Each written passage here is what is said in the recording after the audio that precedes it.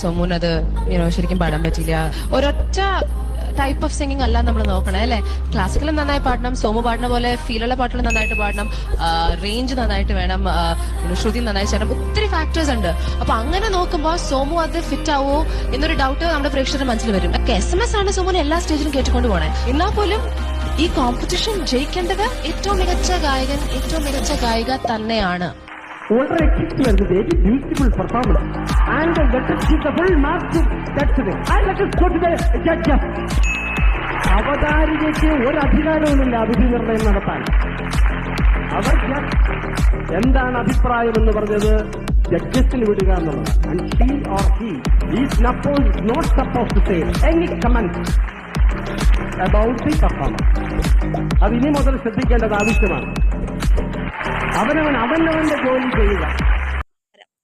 അഭിനേത്രി, anchoring, അതുപോലെ തന്നെ modelling രംഗത്തൊക്കെ വളരെ മികച്ച പ്രകടനവുമായിട്ട് മുന്നേറിക്കൊണ്ടിരുന്ന മലയാളികൾക്കൊക്കെ ഏറെ സുപരിചിതയാണ് രഞ്ജിനി ഹരിദാസ്.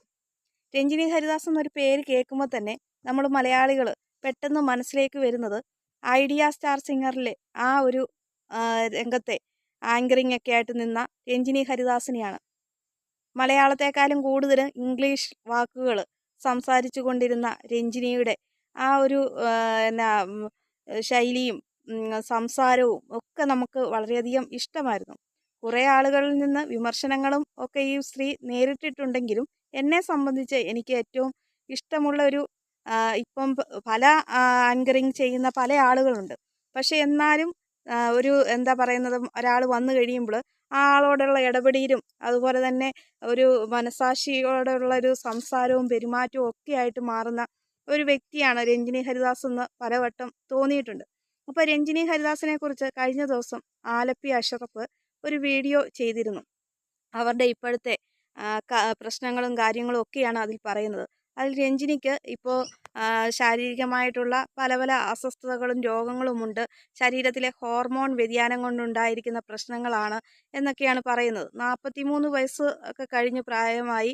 പുള്ളിക്കാരത്തേക്ക് കുടുംബജീവിതം ഒന്നും ഉണ്ടായിട്ടില്ല, വിവാഹം കഴിച്ചിട്ടില്ല, മക്കളില്ല, ഒരു ഒറ്റപ്പെട്ട ഒരു ലെവലിലേക്കുള്ള ഒരു ജീവിതമായിട്ട് മുമ്പോട്ട് പോവുകയാണ്. അതുകൊണ്ട് തന്നെയൊക്കെ ആയിരിക്കാം, നമുക്കറിയാം ഒരു സമയത്ത് പണവും പ്രശസ്തിയും ഒക്കെയുള്ള സമയത്തോർക്കും എന്തുവാകാം, ഒറ്റയ്ക്ക് ജീവിക്കാം, പാറിപ്പറന്ന് നടക്കാം എന്നൊക്കെയുള്ളൊരു ക്യാഷ് ഉണ്ടെങ്കിൽ ഒരു കുഴപ്പവുമില്ല, ആരും വേണ്ട എന്നൊക്കെ കരുതാം എന്നൊരു ചിന്തയായിരിക്കാം ചിലപ്പം രഞ്ജിനിയെയും ആ ഒരു ലെവലിലേക്ക് എത്തിച്ചേക്കുന്നത്. ഇപ്പോഴാണ് നമുക്ക് ഓരോ വർഷം ചെല്ലുമ്പോഴും പ്രായം കൂടിക്കൊണ്ട് വരികയാണ്, അല്ലാതെ കുറയുകയല്ല ചെയ്യുന്നത്. അപ്പോൾ പല പല രോഗങ്ങൾ വരും, അസ്വസ്ഥതകൾ വരും, ശരീരത്തിന് പല രീതിയിലുള്ള മാറ്റങ്ങൾ ഉണ്ടാകാം. അങ്ങനെയൊക്കെ വരുമ്പോൾ ഒരു കുട്ടിയുണ്ടെങ്കിൽ ഒരു ഗ്ലാസ് വെള്ളം ഒരു ചായ ഇട്ട് തരാനെന്ന് പറയാം നമുക്കൊരു പനി വന്ന് കിടക്കുമ്പോഴാണെങ്കിലും ഒന്ന് ഒരു ഗ്ലാസ് ചായ ഇട്ട് തരാൻ ഒരാൾ എങ്കിലും ഉണ്ട്. ഇതിപ്പോൾ അങ്ങനെയൊന്നുമില്ലാതെ രഞ്ജിനി ഇപ്പം ഒരു എന്താ പറയുന്നത്, അതുകൊണ്ടൊക്കെയുള്ള ഒരു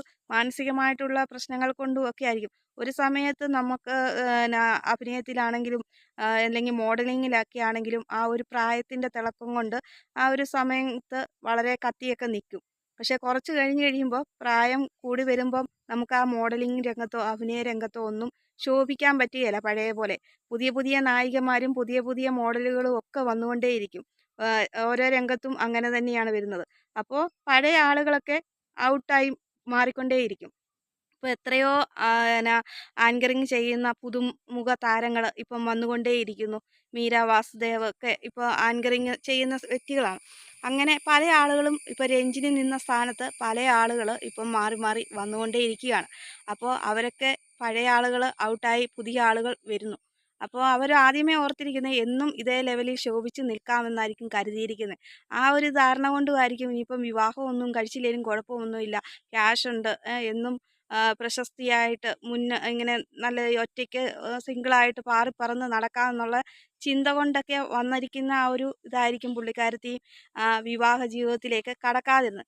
എന്നാലും പല അനുഭവങ്ങൾ രഞ്ജിനിയുടെ ഈ ആങ്കറിങ് രംഗത്ത് ഉണ്ടായിട്ടുണ്ട്. അതിൽ പ്രധാനമായിട്ടും ഈ ഐഡിയ സ്റ്റാർ സിംഗറിൽ നമ്മുടെ അഭിനയ കുലപതിയായിട്ടുള്ള ജഗതി ശ്രീകുമാർ ഒരു ദിവസം അതിഥിയായിട്ട് അവിടെ എത്തിയിരുന്നു.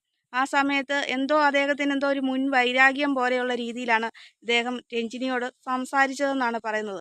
രഞ്ജിനി ഈ ആങ്കറിങ് ചെയ്യുന്ന ആള് വിധി പറയുന്നു, അതിൻ്റെ വിധി പറയേണ്ട കാര്യമില്ല, വിധി പറയാൻ ജഡ്ജസ് ഉണ്ടല്ലോ. അന്ന് MG ശ്രീകുമാറും ചിത്ര ചേച്ചിയും അതുപോലെ തന്നെ ശരത് സാറും ഒക്കെ ആയിരുന്നു ജഡ്ജായിട്ട് ഈ ഐഡിയ സ്റ്റാർ സിംഗറിൻ്റെ ആ വേദിയിൽ നിന്നിരിക്കുന്നത്. അപ്പോൾ അവരൊക്കെ ഉള്ളപ്പോൾ അവരുടെ സ്ഥാനത്തേക്ക് വന്നിട്ട് രഞ്ജിനി വിധി പറയുന്നു എന്നൊക്കെ പറഞ്ഞുകൊണ്ട് കളിയാക്കുന്നു. അത് ഈ ആങ്കറിങ് ചെയ്യുന്ന ആൾ ആ ഒരു സ്ഥാനത്ത് നിൽക്കുക, അല്ലാതെ വിധികർത്താവായിട്ട് നിൽക്കേണ്ട കാര്യമില്ല. അതുപോലെ തന്നെ നസ്രിയ ആ ഒരു സമയത്ത് ഉണ്ടായിരുന്ന വ്യക്തിയാണ്. അപ്പോൾ നസ്രിയയെ കണ്ട് പഠിക്ക് എന്നൊക്കെ പറഞ്ഞുകൊണ്ട് കളിയാക്കി. അത് കാണികൾക്കിടയിൽ ആ കളിയാക്കൽ ചിരിക്കുകയും എല്ലാവരും ചിരിക്കുകയും ഒക്കെ ചെയ്തു. ആ സമയത്ത് രഞ്ജിനി ആ കൂടെ ചിരിച്ചെങ്കിലും ആ ഒരു ഇടവേള സമയങ്ങളിൽ മാറി നിന്ന് പൊട്ടിക്കരഞ്ഞു എന്നാണ് പറയുന്നത്. എന്നിട്ടും എന്താണ് മറുപടി പറയാത്തത് എന്ന് ചോദിച്ചപ്പോൾ അതിഥിയെ ബഹുമാനിക്കുക, അതിഥിയായിട്ട് ഈ സ്റ്റാർ സിംഗറിൽ വന്ന വ്യക്തിയാണ് ജഗതി ശ്രീകുമാർ. അപ്പോൾ ആ അതിഥിയെ നമ്മുടെ ഒരു വീട്ടിലേക്ക് വരുമ്പോൾ അതിഥി വരുമ്പോൾ അവരെ ബഹുമാനിക്കണം. ആ ഒരു ബഹുമാനം കാണിച്ചതാണ് ആക്ഷേപിച്ച് തിരിച്ചു വിടാത്തത്. അതുകൊണ്ടാണ് അത് അവരുടെ മാന്യതയായിട്ടാണ് ആ ഒരു ഇത് കാണുന്നത്. അല്ലെങ്കിൽ രഞ്ജിനിയെ സംബന്ധിച്ച് നമുക്കറിയാം, തുറന്നടിച്ച് സംസാരിക്കുന്ന ഒരു വ്യക്തിയാണ് രഞ്ജിനി. രഞ്ജിനി എന്ത് കാര്യമുണ്ടെങ്കിലും അന്നേരം ആ സ്റ്റേജിൽ വെച്ച് നമ്മൾ കാണുന്നതാണ്. ആ ഷോയിലൊക്കെ കാര്യങ്ങൾ വ്യക്തമായിട്ട് തുറന്നു പറയുന്ന ഒരു വ്യക്തിയാണ്. പക്ഷേ ഈ ഇത് അവരുടെ ആ ഒരു റെസ്പെക്റ്റ്, ആ ഒരു അതിഥിയോടുള്ള ഒരു ബഹുമാനം ഒക്കെയാണ് ആ രഞ്ജിനിയിൽ കാണിക്കാൻ സാധിച്ചത്. പക്ഷേ ഈ ജഗതി ശ്രീകുമാർ എന്ന് പറയുന്ന വ്യക്തിയെ അദ്ദേഹത്തിൻ്റെ ജീവിതത്തിൽ അദ്ദേഹത്തിൻ്റെ ജീവിതത്തിലെ ഓരോ കഥകൾ നമ്മൾ കേട്ടിട്ടുള്ളതാണ്. അപ്പോൾ മറ്റൊരാളെ വന്നിട്ട് ആക്ഷേപിക്കാൻ ഒരു യോഗ്യനായിട്ടുള്ള ഒരു വ്യക്തിയല്ല. പല കഥകളും അദ്ദേഹത്തിൻ്റെ ജീവിതം, മുൻകാല ചരിത്രങ്ങൾ നമുക്കൊക്കെ അറിയാവുന്നതാണ്. ഈ ഇങ്ങനെ അദ്ദേഹത്തിന് ഇപ്പോൾ ഒരു ആക്സിഡൻറ്റ് വന്ന സമയത്ത് പല കഥകളും ചുരുളഴിഞ്ഞുകൊണ്ടേ ഇരുന്നതുമാണ്. അപ്പോൾ അങ്ങനെയുള്ള ആ ആൾ വന്നിട്ട് മറ്റൊരാളെ വന്നിട്ട് ഇങ്ങനെ ഒരു സ്റ്റേജ് പ്രോഗ്രാമിൽ ഒരുപാട് ആളുകൾ കാണുന്ന ആ ഒരു പ്രോഗ്രാമിൽ വന്നിട്ട് കളിയാക്കിയത് വളരെ മോശകരമായ ഒരു പ്രവൃത്തിയാണ്.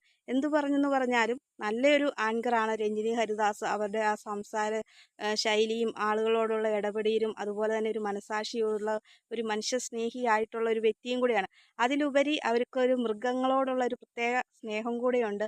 നായ്ക്കളോട് വളരെയധികം സ്നേഹമുള്ള ഒരു വ്യക്തിയാണ്. നായ്ക്കളെ വളർത്തുകയൊക്കെ ചെയ്യുന്നുണ്ട്.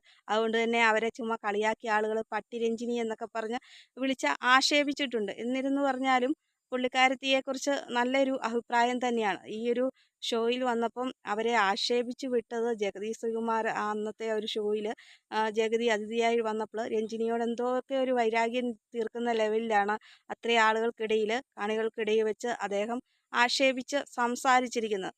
എന്ന് പറഞ്ഞാൽ ഇപ്പം വിഷയം എന്ന് പറഞ്ഞാൽ ഈ രഞ്ജിനി എന്ന് പറഞ്ഞ ആങ്കർക്ക് ഇതുപോലെ എന്തോ ഹോർമോൺ വ്യതിയാനം കൊണ്ടുള്ള പ്രശ്നങ്ങളൊക്കെ ഉണ്ടായിട്ടുണ്ട് എന്നൊക്കെയാണ് പറയുന്നത്. പക്ഷേ എനിക്ക് തോന്നുന്നു 43 വയസ്സെന്ന് പറയുമ്പോൾ വലിയ പ്രായമൊന്നും കടന്നതല്ല. പക്ഷെ ഇപ്പോൾ ഒരു കുടുംബ ജീവിതമൊന്നും ഇല്ലാതെ മക്കളില്ല, ഭർത്താവ് ഒന്നും അങ്ങനെ ഒരു ആ ഒരു ജീവിതമായിട്ട് മുമ്പോട്ട് പോകാത്തത് കൊണ്ടുള്ള ഒരു ഒറ്റപ്പെട്ടുള്ള ഇപ്പം മോഡലിങ്ങിലോ അഭിനയത്തിലോ ഒന്നും ഇല്ലാതെ വന്നപ്പോൾ പുള്ളിക്കാരത്തിക്ക് അങ്ങനെയുള്ള ഓരോ പ്രശ്നങ്ങൾ കൊണ്ട് നമുക്കറിയാം, നമ്മൾ ഒറ്റയ്ക്ക് ഇരിക്കുമ്പം പല രീതിയിലുള്ള ചിന്തകളും ടെൻഷനുകളും ഒക്കെ വന്നുകൊണ്ടേയിരിക്കും. അതെല്ലാം നമ്മുടെ കൂട്ടത്തിൽ നമ്മുടെ എല്ലാവരും ഉണ്ടെങ്കിൽ, നമ്മുടെ മക്കളുണ്ടെങ്കിൽ, ഭർത്താവുണ്ടെങ്കിലൊക്കെ നമുക്ക് ഒരു എന്തെങ്കിലും പ്രശ്നങ്ങളുണ്ടെങ്കിൽ ഷെയർ ചെയ്യാനും എന്തെങ്കിലും ഒരു അസുഖം വന്നാൽ തന്നെ ഒന്ന് ആശ്വസിപ്പിക്കാൻ, കൂടത്തിൽ നിൽക്കാൻ അങ്ങനെയൊക്കെ ഉണ്ടെങ്കിൽ, ആളുകളുണ്ടെങ്കിൽ, നമുക്ക് വേണ്ടപ്പെട്ട ആളുകളുണ്ടെങ്കിൽ നമുക്ക് ഒരു പരിധി വരെ നമ്മുടെ അസുഖം അങ്ങനെ തന്നെ മാറും. മനസ്സിനൊരു സന്തോഷമൊക്കെ കിട്ടുകയാണ്. ഇതിപ്പം അങ്ങനെയൊന്നും ഇല്ലാതെ സിംഗിളായിട്ട് ജീവിക്കാം എന്നുള്ള ഒരു ലെവലിലേക്ക് വന്നതുകൊണ്ടാണ് ഈ ഒരു ഇതും കൂടെ വരാനുള്ളൊരു കാരണമായിട്ട് തോന്നുന്നത്. അല്ലാതെ വലിയ വലിയ രോഗമായിട്ടൊന്നും തോന്നുന്നില്ല. എന്തായാലും ഈ അസുഖമൊക്കെ മാറി രഞ്ജിനി നേരത്തെ പോലെ തന്നെ അതിലും ഊർജ്ജസ്വലമായിട്ട് നല്ല പ്രസരിപ്പോടു കൂടി മുമ്പോട്ട് വരട്ടെ എന്നാണ് പറയാനുള്ളത്. അങ്ങനെയൊരു തിരിച്ചുവരവ് ഉണ്ടാകട്ടെ എന്ന് പ്രാർത്ഥിക്കുകയാണ്. ഇപ്പോൾ രഞ്ജിനിയെക്കുറിച്ചുള്ള വാർത്തകളൊന്നും അധികം വരുന്നില്ലാത്തത് കൊണ്ടാണ് ഈ ഒരു വീഡിയോ കാണാനിടയായത്. അപ്പോൾ കണ്ടപ്പോഴാണ് ഇങ്ങനെയൊരു വിവരം അറിഞ്ഞിട്ട് ഈ വീഡിയോ ചെയ്യുന്നത്. എന്തായാലും ആദ്യമായിട്ടാണ് എൻ്റെ ചാനൽ കാണുന്ന പ്രേക്ഷകരെങ്കിൽ ലൈക്ക് ചെയ്യാനും സബ് ചെയ്യാനും അതോടൊപ്പം തന്നെ ഹൈപ്പ് എന്നൊരു ഓപ്ഷൻ ഉണ്ടെങ്കിൽ സപ്പോർട്ട് ചെയ്യാനും മറക്കരുത്.